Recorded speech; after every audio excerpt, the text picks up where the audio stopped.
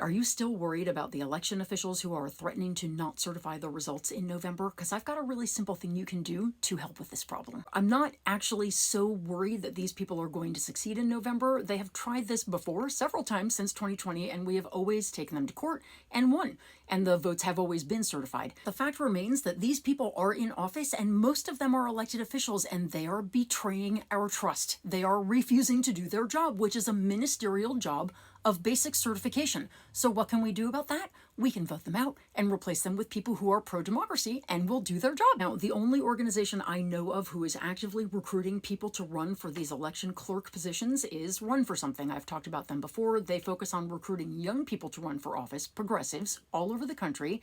They've got a program called Clerk Work, and they have been doing exactly that, recruiting good people to run for election clerk positions. So I reached out to them because I wanted to ask them a little bit more about this program, and they told me that since 2022, they have recruited over 500 candidates to run for election clerk across the country. These are the people who are in charge of voter registration for their counties. They are deciding whether polling places are open for 6 hours or 12 hours every day. They are ensuring we have functioning equipment on election day, overseeing the vote counting, approving the budgets that allow any of this to happen, and certifying elections. In 2023, Run for Something apparently recruited 233 people to run for these election clerk positions in Wisconsin, New Hampshire, Michigan, and Pennsylvania. 78 of them won outright this spring. 59 of them were on the ballot this fall. Overall, in 2023, they won 138 of these election clerk races. That's a 59% win rate. And of those folks, at least 34 won in races where they were running against election deniers. They gave me the example of Justin Douglas, who won the Dauphin County Commission by about 200 votes. And because of that, we have pro-democracy people running the 2024 election in this critical Pennsylvania county. It's the first time in over a century that Democrats are in charge of the elections in that county, and he's already making a big difference. He has already extended the number of drop boxes that will be available in that county from 2 to 7. See how it works? Elections matter everywhere. The people that we are electing right now are going to be critical parts of safeguarding our electoral process going forward, so let's pay attention to this. And I want to be clear, I'm not getting paid to say this. I don't work for them. I get nothing from this except democracy. And because of that, I am asking you to either consider running for election clerk yourself or donate to Run for Something if you can. You can also volunteer for them, and you can do either of these things on their webpage. I'll also put a link in my bio. And this is so we're not just stuck in the anxiety or the rage or the fear, but we are actually looking for the people doing the work to fix the problem and supporting them.